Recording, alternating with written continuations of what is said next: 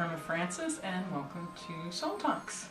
I am joined today by Michael Joseph. Welcome, Mike. Thank you. And Mike or Michael, which do you prefer? Mike is fine. Mike. Mike is a massage therapist and a Zen Shiatsu practitioner. That's right.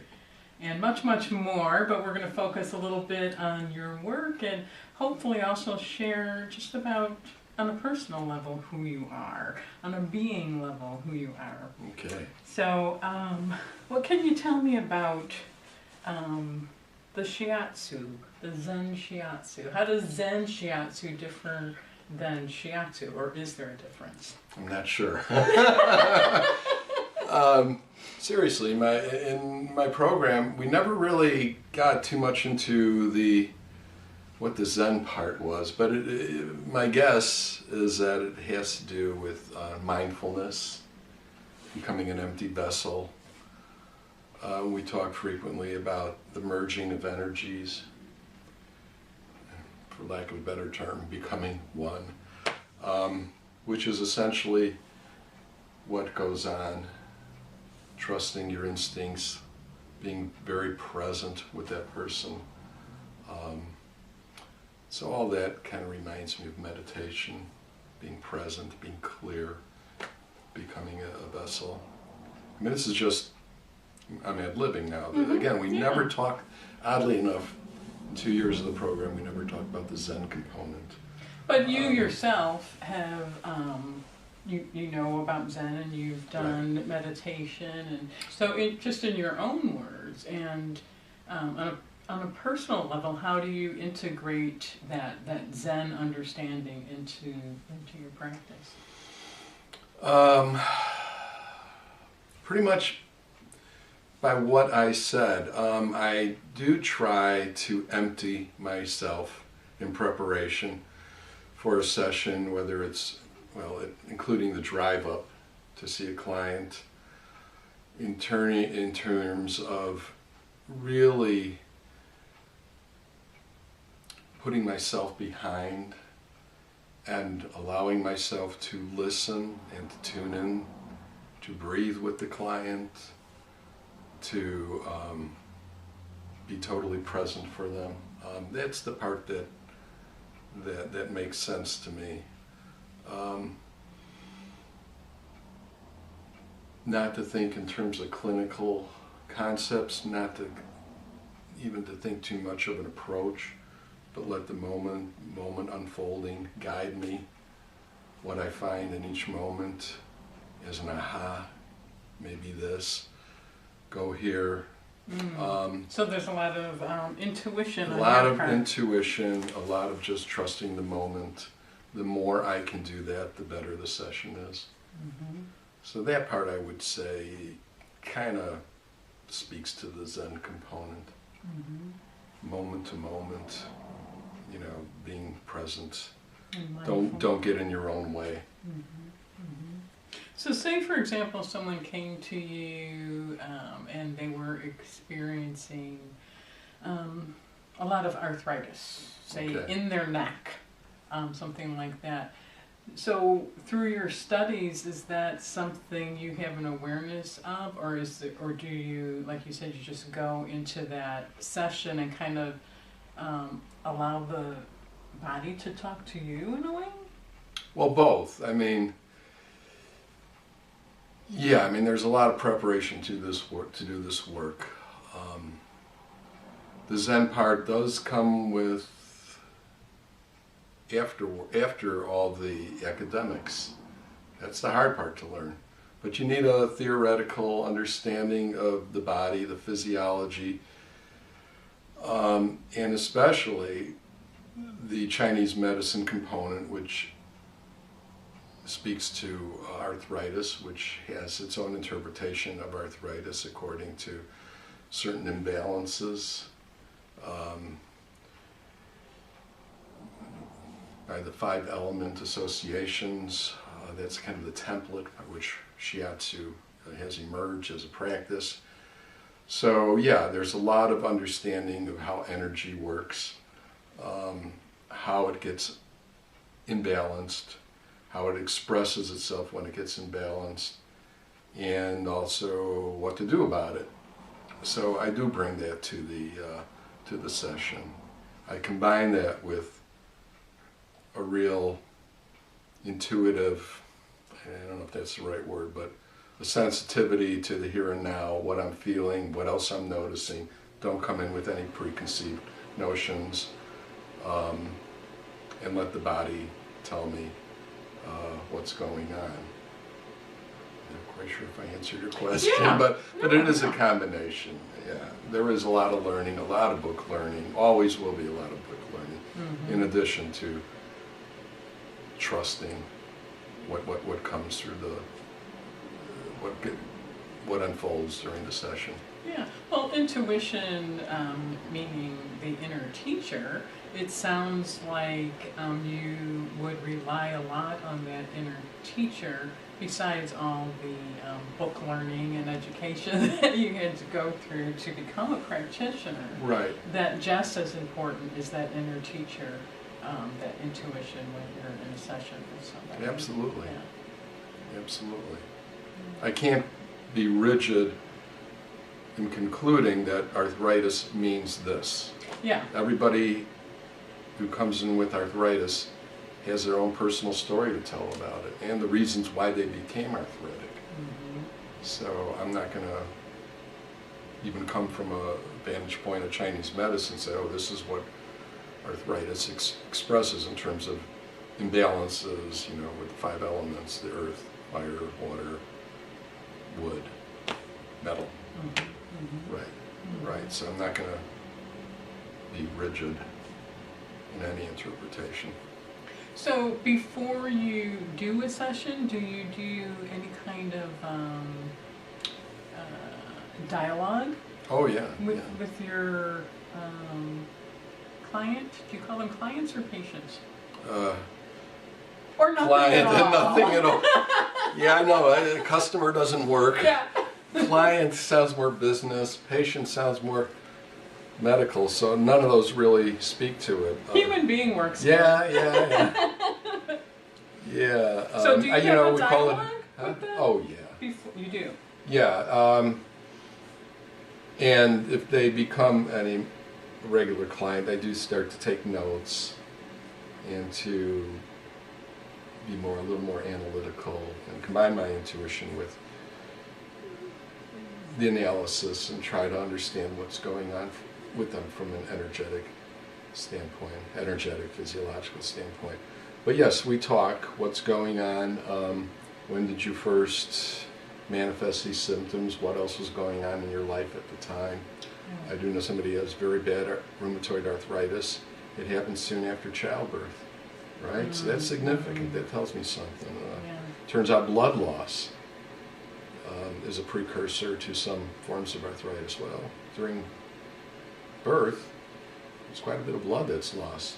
Stresses, what other stresses have been going on at that time, where do you feel the arthritis, what aggravates, typical doctor stuff.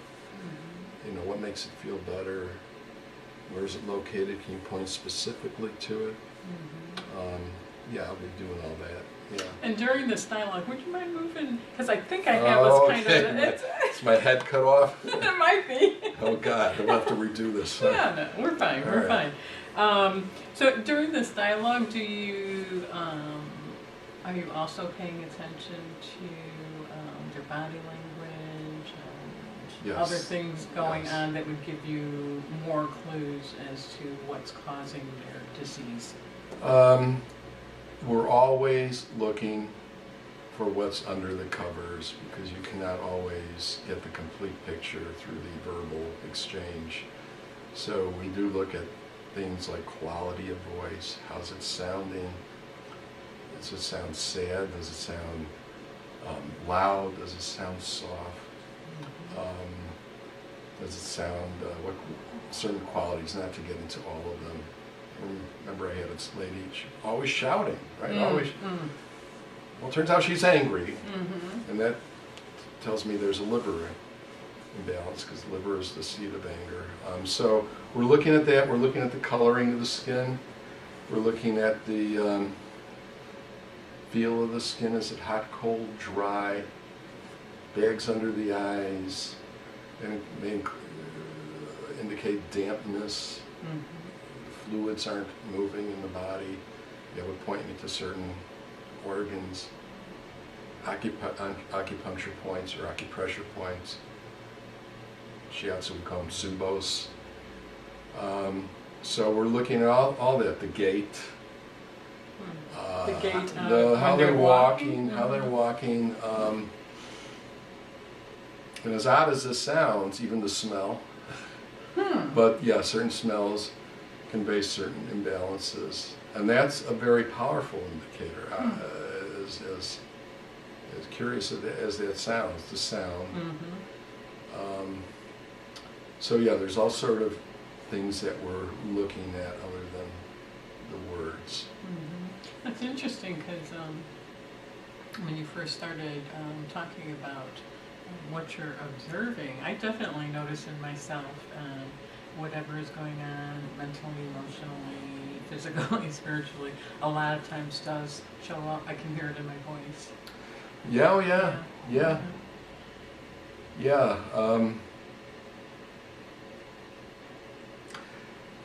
The fundamental teaching of Chinese medicine is that our mind is not something between our ears, but the mind is dispersed throughout the entire body. There's no mind-body, according to Chinese medicine. It's just, I don't even know what the term would, again, mind-body would still convey, if you join them together, some sense of dualism, but they absolutely make no distinction. Like a flow of energy?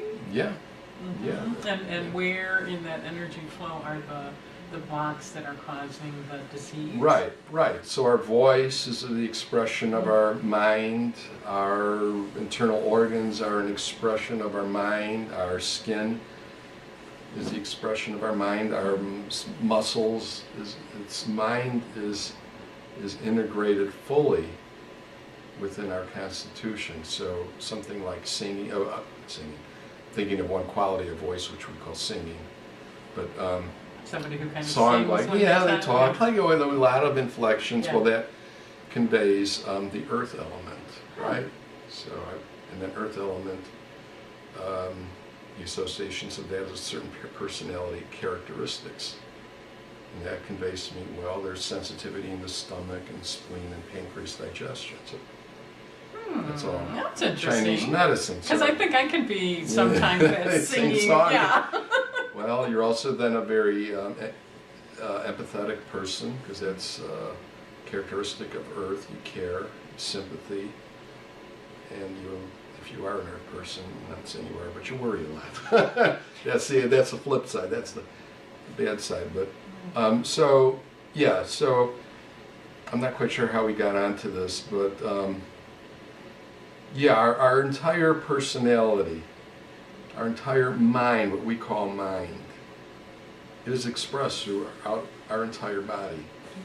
Yeah, that's such a good point, because I think you started out by saying there is no mind-body. It's like it's two separate things. No, there's no mind-body connection. It's a one concept deal. Yeah, which brings me into this question, or just curiosity, because I am such a spiritual person, and this,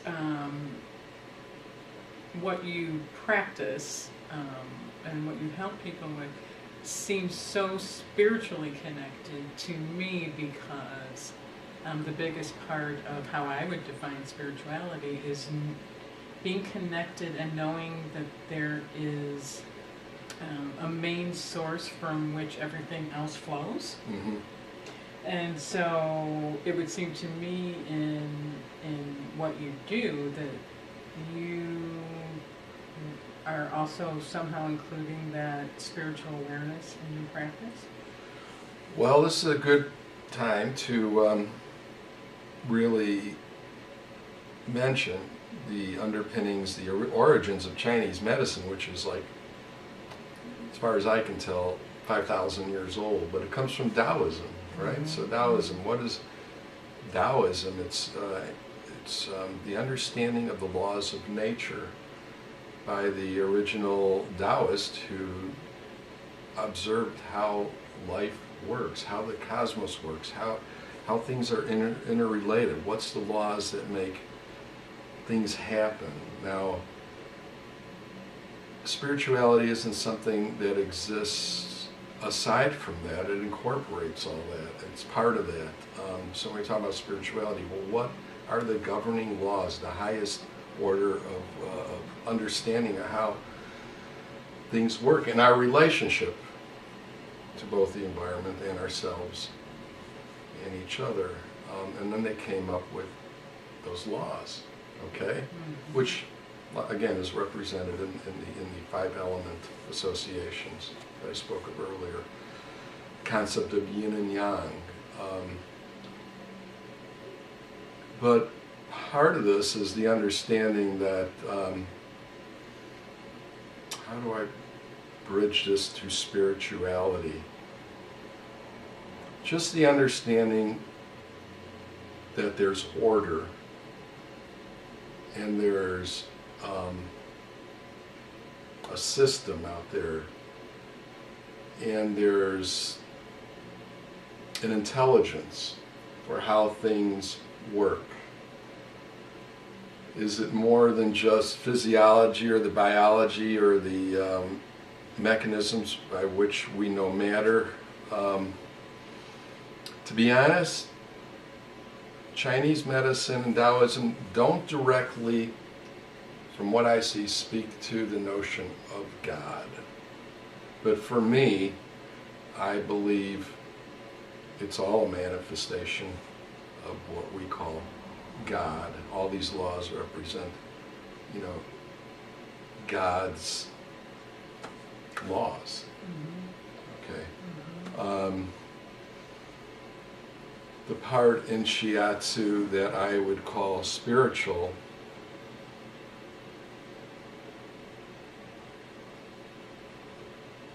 do I have an answer? It comes down to how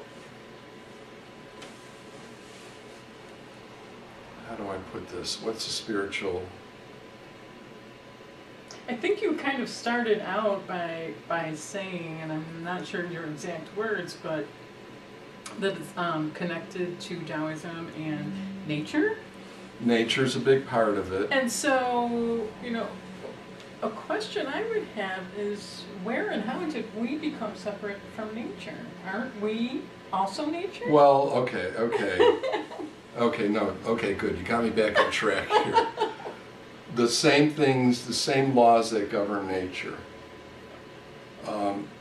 those forces are manifest within ourselves. So nature has hot, cold. Nature has wind. Nature has dampness. Nature has dryness. All these forces that govern nature also work within us. Because we are nature, and too. We are nature. We're integral to the laws of nature, and we live in that environment, and we need to be aware of our habits and the way we go about living our life in such a way to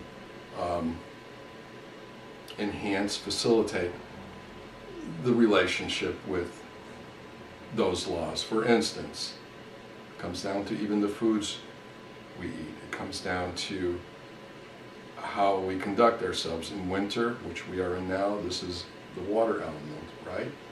It's literally a time for going within, right? We need to honor that. We don't need to be very active and find a real energetic expression.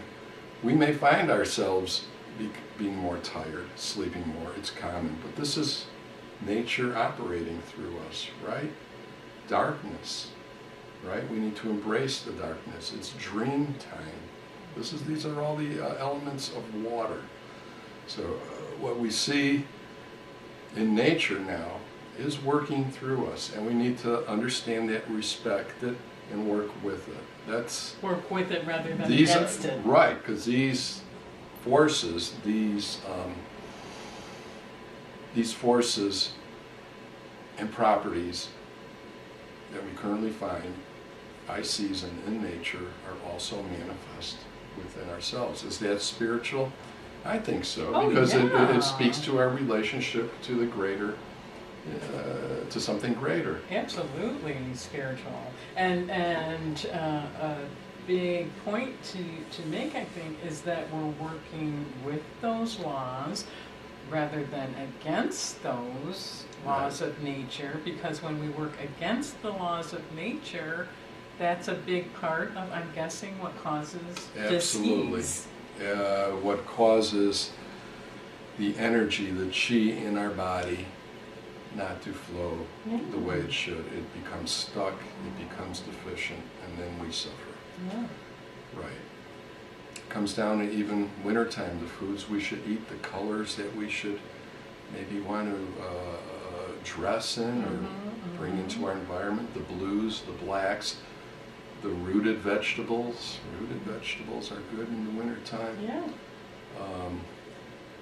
So it's very holistic. I guess Yeah. that's an overused word, but it is very holistic. Yeah. So we are so much a part of this thing we call nature. We need to work with it. Yeah. Yeah. And I think. not work against it, Yeah, I guess. yeah. And I think, at least in our Western society, that's a big part of a lot of the illness that we have, because in some big ways we've disconnected from our connection with nature. Oh yes, we are so out of sync Mm-hmm. with the laws, the Tao, Taoism, the laws. That is why we ultimately get sick. Almost all, I'd say all disease, all illnesses is somehow an energetic imbalance. Not just from emotions. I mean, that's the thing that's being stressed a lot. But emotions have a big play in our chronic, especially in our chronic complaints. But again, violating the laws.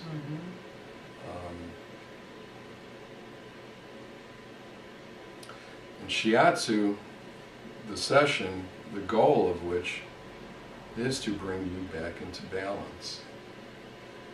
See where the imbalances are and bring you back, at least temporarily, but you get to that point of balance by understanding where in the body the imbalances are. Yeah. Right. Yeah. So back into balance, which that kind of, you mentioned yin and yang, masculine, feminine. Everything in life has two sides to one coin, right? That is the fundamental law of the universe. Yes, Yeah. right there. You just said it. and to work with that in this dance that that flow does happen, and the imbalances and the disease comes from somewhere. Somehow a person has gotten out of balance with that beautiful dance that's just natural in life. Right. Yeah, so what the ancient Taoists found was it was one of their original understandings of yin and yang, that this energy, this life force, chi, what is it made up of? What are the rules that govern it? Day, night, dry, wet, cold, heat, masculine, feminine. It goes on and on and on and on. These are the laws of yin and yang. And again, one of the reasons we get sick is that we could be deficient or excess on a chronic level with either yin or yang. And one will deplete the other if it's too excess, and then the other one is insufficient, and then it cannot nourish the other. That's getting into a little more abstract concept, but they need to be in relative balance. And they are never in total balance. So but they can reach a place where that flow is there. that they don't cause any harm. Right. Yeah. There's no imbalance, no imbalance to the point that we suffer. Yeah. Right. Yeah. Right. Yeah. Which kind of brings me to this question. What led you into the desire to do this kind of work? What attracted you to it? Well, my original dream when I was a young adolescent was to be a psychologist, because I was such a troubled soul back then. And I did study psychology for a while, and then I just found it to be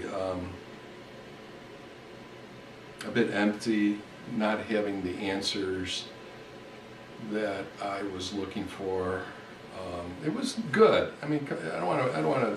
Because we, as human Yeah. beings, we have a psyche, so there's a necessity for psychologists. There's a necessity, but we have to understand. I begin to understand is that psychology is a relatively recent phenomenon. I mean, come on, with the advent of Freud back in the 20s. So what is that? Less than 100 years. So why are we totally saying that this is the final statement when it's, when the whole notion of healing, the practice of healing has been going on for thousands of years. So what was everything else before current psychology, psychiatric thought? Was all that just nonsense? Like wasted. Just yeah. Wasted means Or nothing. it This was is where we kind of started. Right, that yeah. it was primitive thinking. Now we have science, and ultimately it wasn't helping me, to be honest.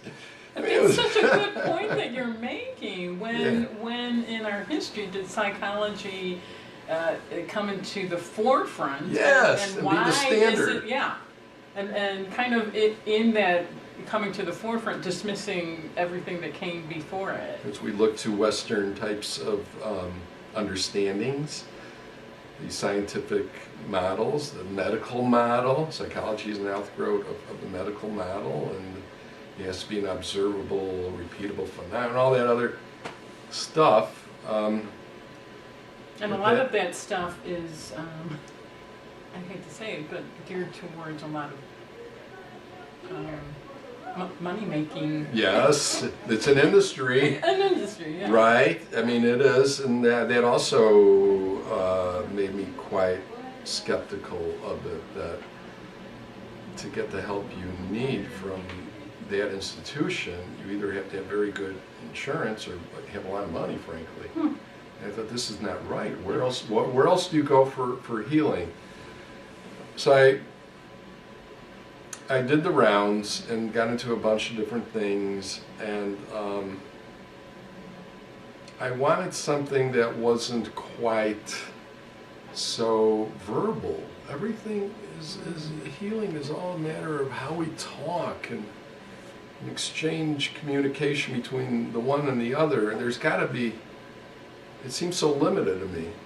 Even among many of the New Age modalities, it's all conversationally based. So what else is out there? I'm not quite sure how I got drawn to Shiatsu, but I like the idea of moving away from the verbal and working with the body. Then I had my own health challenges that were physical, and I was trying to understand what was that all about. What was the body saying? What was the body? Because the body has its own language, and frankly, the Chinese medicine, Shiatsu, spoke to that. Well, this is what the body's saying. When you get a migraine headache, that's heat. That's heat rising. Oh, that makes sense. It's in my head. It's rising to the top, right? It's stasis. It's blood congealing. Not congealing, but stuck. Oh my God, it feels like that. So they were able to give language, a different vernacular to what the body was was saying through its symptoms, and that fascinated me. It was a whole different language. And in addition to that, I am very scientific by nature, even though I may not seem it, but here's this whole construct, this theory, this body of knowledge, but it has an application, and it proves itself in the clinic through acupuncture, through herbal medicine, through Shiatsu, through acupressure, through Qigong, Tai Chi, so you have some proof of the concepts before and after, and I thought, well gosh, this kind of appeals to me. It's not just pie in the sky. There's an application. I read a book in Chinese medicine where he said, if it doesn't stand the proof of the clinic, it's dismissed. It's by an old school acupuncturist, Chinese guy, and I said, damn right, like why else? Because this guy's saying it? Yeah. No, where? So maybe it's my hang-up. I require a little more empirical substance. So I like that part of it. Okay, is my working these points, am I really doing anything? Well, yeah, because this has thousands of years of application, these points. Clinical evidence that they work. Wow. So that appealed to me.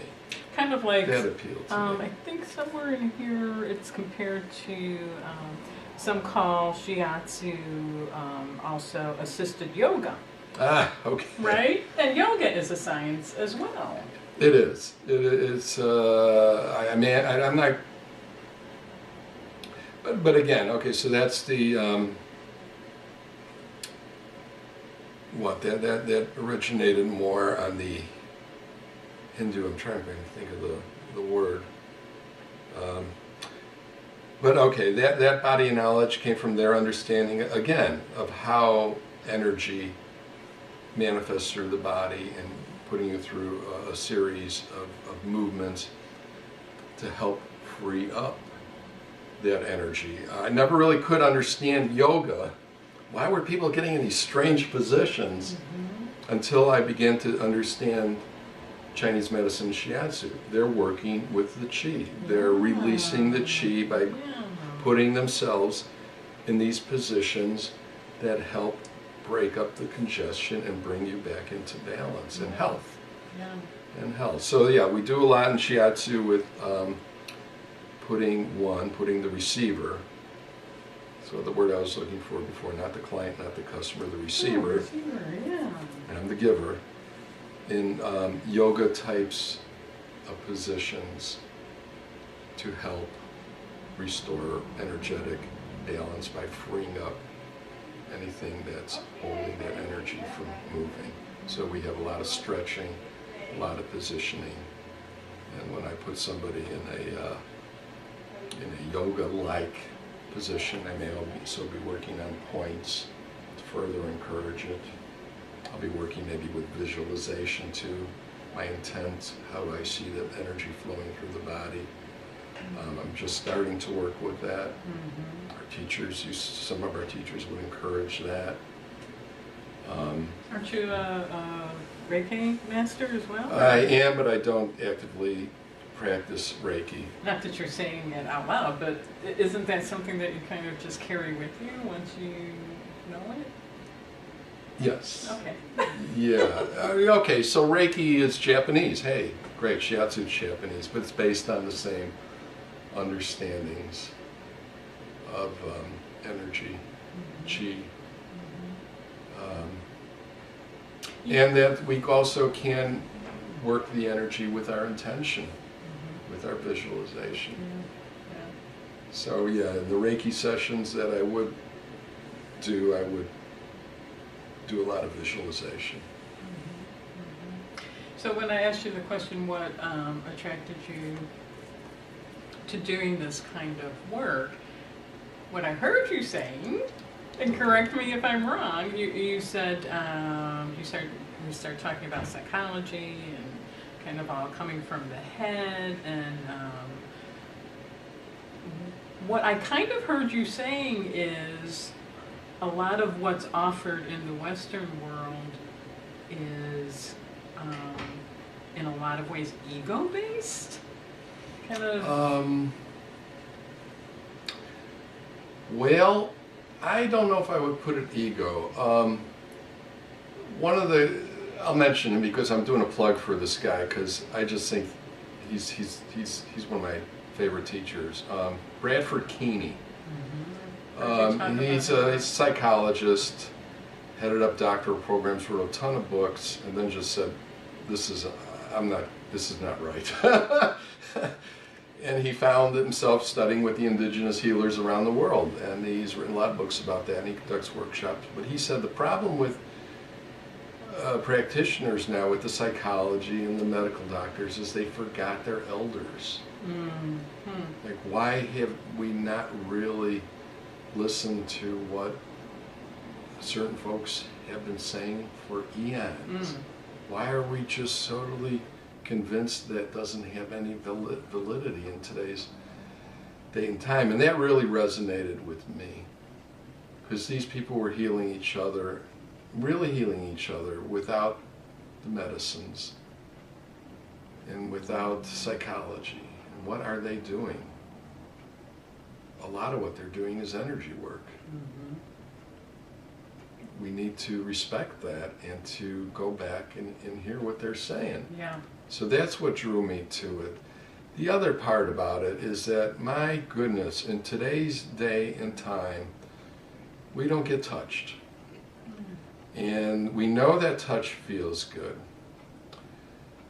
We probably crave it a lot more than we admit to. But the healing power of touch is just something that has largely been discarded. And really needs to be brought back into the fold of healthcare. I don't even like to use that word because that's, again, but when somebody needs healing, they need to be touched. It's not trivial. No, not at It all. really is not. But and missing in our Western medical model of, Right. And even in the New Age medical model. That's true. That's true. We're doing visualizations, we're doing this, we're setting our intent, we're talking, we're listening, but are we touching? Well, there are workshops and classes and whatnot that are more touch-based, but I think it has to be integral to any and all of our ways to invoke, to elicit healing. Do you see that? Are you aware if that is being integrated into, say, hospitals or nursing homes or? Yes. It is? Yeah. I think I see a lot of nurses taking healing touch classes. I remember once I had a biopsy, and I was shaking like a leaf before they inserted the needle. And the nurse came and just held my hand. And I'll never forget this, as soon as she held my hand, I stopped shaking. I did not think about it. It didn't take me a moment to settle. It stopped. And I was just amazed at how powerful is that, right? So I do know of nurses taking those kind of classes. I did a little bit of hospice training, but not too much hospice work. But they tell us about that, holding the hand. And when somebody's that sick and they're dying, what else can you give them? You gonna talk to them? Yeah, you can talk. Probably just holding their hand or gentle touching is about as powerful of an intervention as you can offer. So I've grown to understand the power of touch. And that's one of the reasons I'm doing Shiatsu. Yeah. When you have an opportunity to listen to this video back, you may be surprised that you did such a wonderful job at connecting all these dots as to what led you to this point in time doing the kind of work that you do. Yeah, it's been a good discussion because I've never really, I kind of knew it all, but never really expressed it. But yeah, I see that there's been a progression. There's a nice, what's the word, interconnectedness of the sequencing of events. And you've touched on so many great points of what seems to me a big missing gap in our Western society. And hopefully anybody who's watching this video will get that connection and understand that Shiatsu and what you offer is a choice that's available, but maybe not, maybe isn't out there like your general practitioner, or take this pill, or it's not an easy fix. Would you agree with that? That it's a relationship that kind of has to unfold between you and the giver and the receiver? It's not an easy fix? Oh, well... Like take this pill? Wow, that's a loaded surgery? question. It sure is. I'm good at that. You know, some people come... Well, you know, the closest I can say is it depends. Not to exclude the Western medical model, not to exclude surgery or exclude medication. I don't mean to imply that. But to know that there are other choices, and maybe to include those other choices with what's in the forefront that's usually offered to people. Correct me. No, I'm not correcting you. No, it's all right. I'm trying to give a coherent response. I just think it's incumbent, three things, incumbent on everybody to just take charge of their health care. Look at the alternatives. Be your own advocate? Oh my goodness, because if you're not going to be your own advocate, the medical institution will advocate for you. Yep. And they will make all the decisions for you. Mm-hmm. The other thing is, healing, again, respect the elders out there, see what else is out there. My bias, of course, is the Chinese medicine. There's also the Ayurvedic model and probably others. Some of the shamanic practitioners, but these are our elders. So start a query, look what they're having to say, look at, we didn't get sick necessarily because of our physiology going wrong in a random manner. What led us to this point? Are we living a balanced life? What does Chinese medicine say about living a balanced life in our diet, in our behavior, in our habits? Does it happen? Does it take time to develop a relationship? Yes. I mean, you have to make sure that the practitioner you're dealing with, there's a connection. Yeah. If there's not, leave. No matter what they're telling you. But trust your instincts. Do I feel right about this? In Shiatsu, like any other intervention, if the person is ready for healing and the practitioner reads that person right and there's a coming together, you could have a significant change right there and then. Maybe it'll be slow and gradual. Mm-hmm. Maybe it won't happen at all. Mm-hmm. So it's hard to say that will it take time? Yeah, I would say generally you have to give it several sessions, but if you get the right person at the right time and you're ready and there's a good connection, who knows? Right. So all that stuff. my basic philosophy, personal philosophy, is why are we here? You know, why are we here? Well, many times we're here to heal. Why are we here on this earth? What is our mission in this lifetime? And for those of us who have challenging illnesses, and I've had a number, we're here to heal. We're here to mind, body, spirit, all one. And I find that there's, and that healing, for me, in the throes of medical crises, I did reach out and said, okay, this is going to be a spiritual quest. It's not good enough otherwise.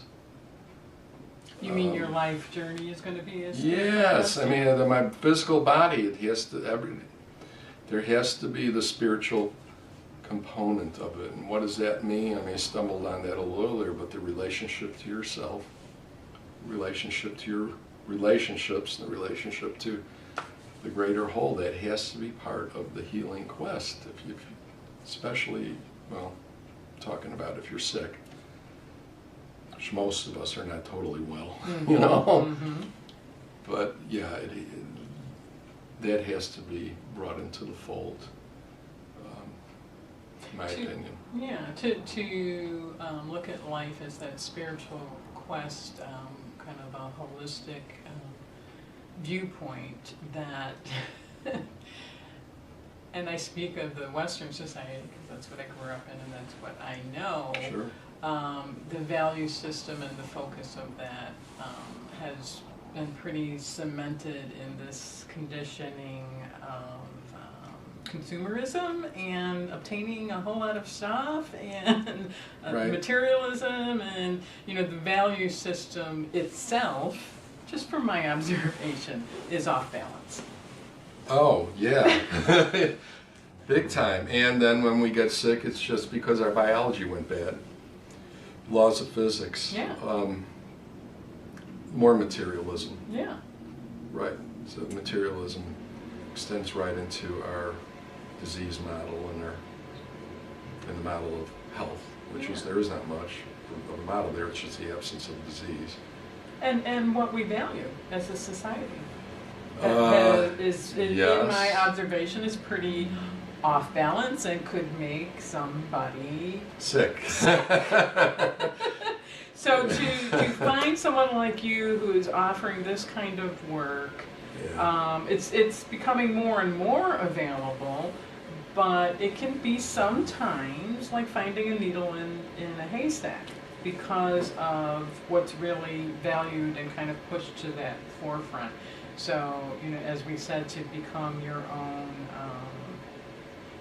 life advocate, you know, on all levels of your being. Yeah.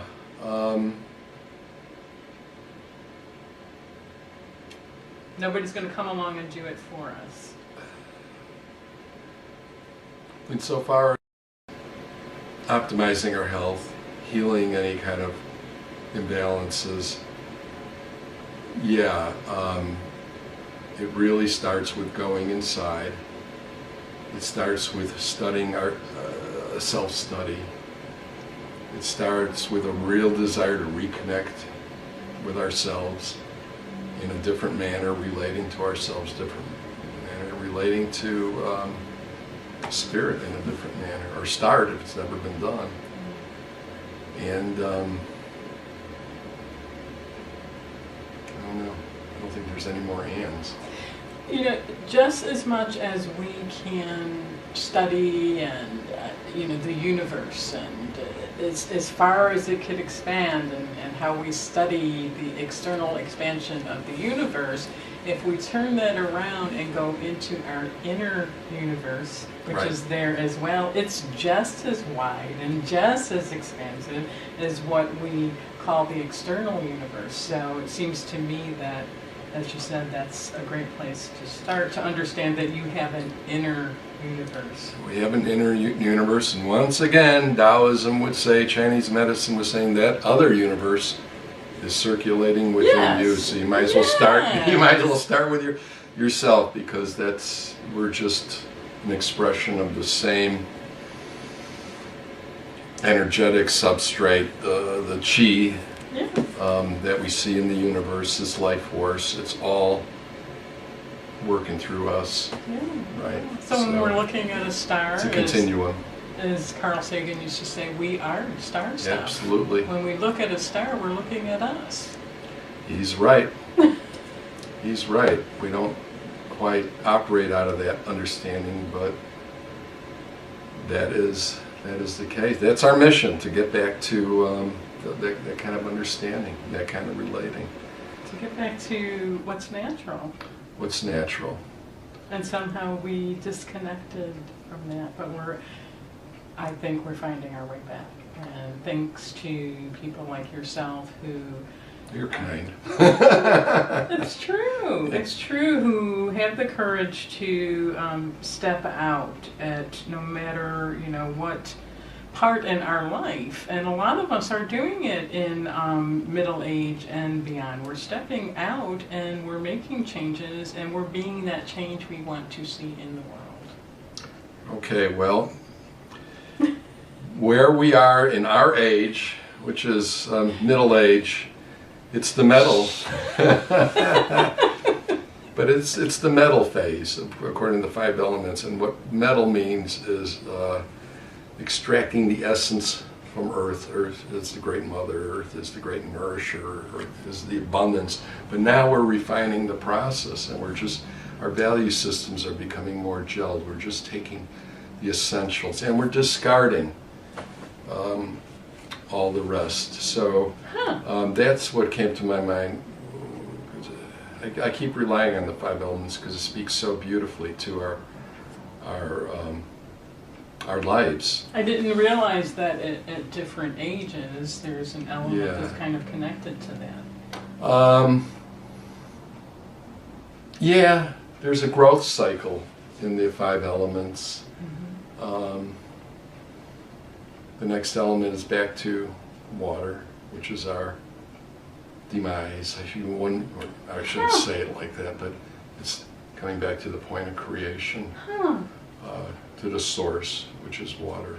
And from there, springs. Spring, which is wood. Maybe that's childhood, maybe that's adolescence, and then into summer, which, I don't know, maybe I'm ad-libbing here. Adulthood. Enthusiasm, the vibrancy, the expression, the passion of life. And then as we get older, we get wiser and we slow down and we become a little more philosophical, and that's metal. And where Earth, it kind of stays in the middle and holds us all together. That's the mother, that's the nourishment, that's the point of balance that brings it all together. So it's like... It speaks like a beautiful poem. It does. Doesn't it? Because life can It be. really is. It's such a wonderful metaphor. But yeah, so we're in our wisdom years right now. So is there anything, if you were to say to somebody who happens upon this video, is there anything you would want to say to them to invite you into your practice of Shiatsu? Yeah, check it out. Check it out!